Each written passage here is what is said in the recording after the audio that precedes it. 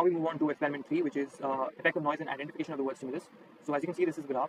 Firstly, you see the graph with no split, basically the all white line, which is no noise. Then you have when you have dim noise, then you have the medium noise with more breaks, and then you have bright noise, which is another type of line, as you can see.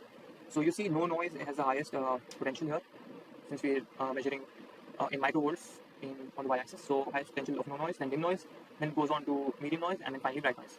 And the x-axis is basically time. So amount of noise affects the identification process. So we're considering the effect of visual noise on word identification. Amount of noise affects identification. So to understand how different levels of visual noise affect the identification of the word stimulus, stimuli manipulation, word targets presented under different visual noise conditions: no noise, dim noise, medium noise, and bright noise. So ERP findings were ERP waveform, likely N400 or P3, is largest under the no noise condition. As noise increases, the waveform amplitude decreases and response becomes delayed.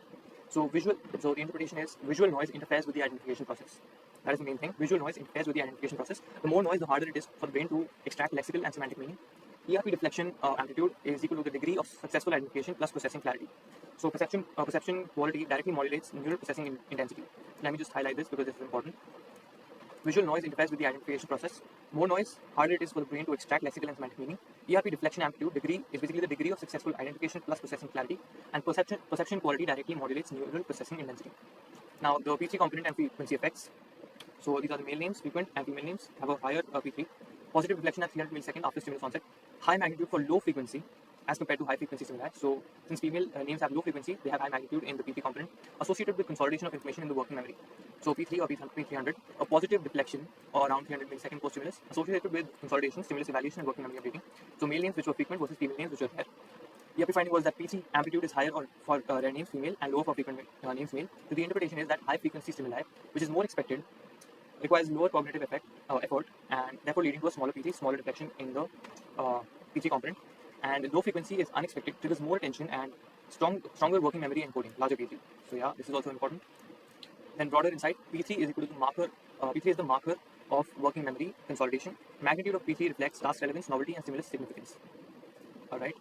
Now this is the final summary. Let's go through it. So basically, slide experiment 2 design, and the key cognitive component was semantic relationship task. Interpretation checks whether T2 is semantically processed during the attentional brain. In experiment 2, we were talking about N400 component. So ERP marker of semantic processing, that's the component of key cognitive component. Interpretation present even at lag 3, that is semantic access, occurs during attentional brain. Then experiment 2 combined N400 with behavioral drop, supports post-perceptual consolidation level attentional brain.